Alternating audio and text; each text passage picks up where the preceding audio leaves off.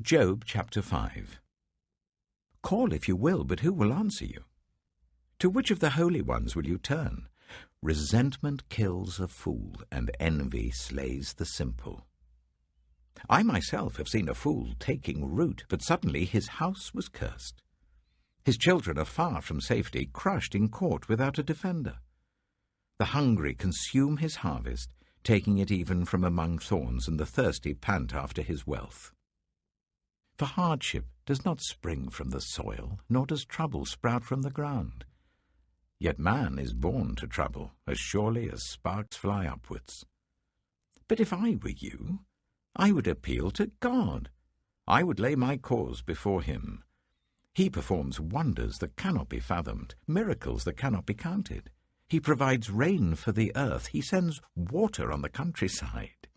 The lowly he sets on high, and those who mourn are lifted to safety.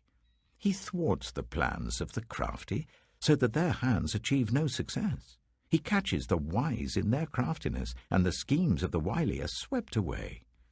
Darkness comes upon them in the daytime. At noon they grope as in the night. He saves the needy from the sword in their mouth. He saves them from the clutches of the powerful.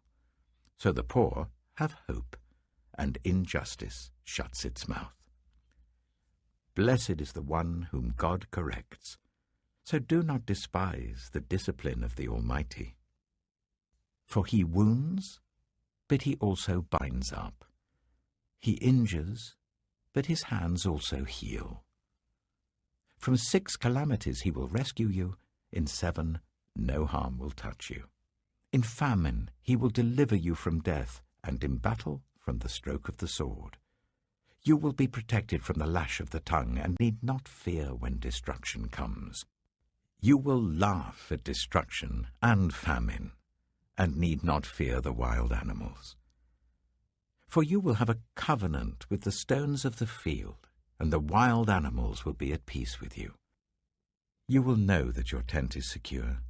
You will take stock of your property and find nothing missing. You will know that your children will be many, and your descendants like the grass of the earth. You will come to the grave in full vigor, like sheaves gathered in season. We have examined this, and it is true. So hear it, and apply it to yourself. Job chapter 6. Then Job replied, If only my anguish could be weighed, and all my misery be placed on the scales. It would surely outweigh the sand of the seas. No wonder my words have been impetuous. The arrows of the Almighty are in me, my spirit drinks in their poison. God's terrors are marshalled against me. Does a wild donkey bray when it has grass, or an ox bellow when it has fodder? Is tasteless food eaten without salt, or is there flavor in the sap of the mallow? I refuse to touch it. Such food makes me ill. Oh, that I might have my request, that God would grant what I hope for, that God will be willing to crush me, to let loose his hand and cut off my life. Then I would still have this consolation, my joy in unrelenting pain, that I had not denied the words of the Holy One. What strength do I have, that I should still hope? What prospects, that I should be patient? Do I have the strength of stone? Is my flesh bronze? Do I have any power to help myself, now that success has been driven from me? Anyone who withholds kindness from a friend forsakes the fear of the Almighty. But my brothers are as undependable as intermittent streams, as the streams that overflow when darkened by thawing ice and swollen with melting snow, but that stop flowing in the dry season and in the heat vanish from their channels. Caravans turn aside from their routes. They go off into the wasteland and perish. The caravans of Tema look for water. The travelling merchants of Sheba look in hope. They are distressed because they had been confident. They arrive there only to be disappointed. Now you, too, have proved to be of no help. You see something dreadful and are afraid.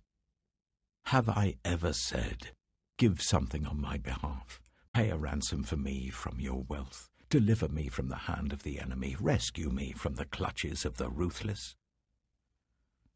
Teach me, and I will be quiet. Show me where I have been wrong.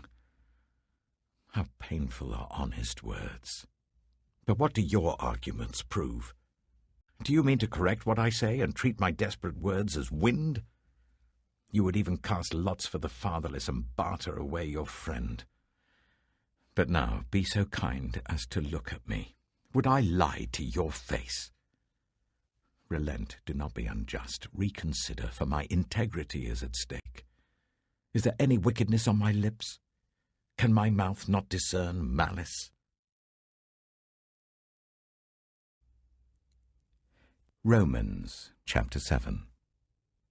Do you not know, brothers and sisters, for I am speaking to those who know the law, that the law has authority over someone only as long as that person lives?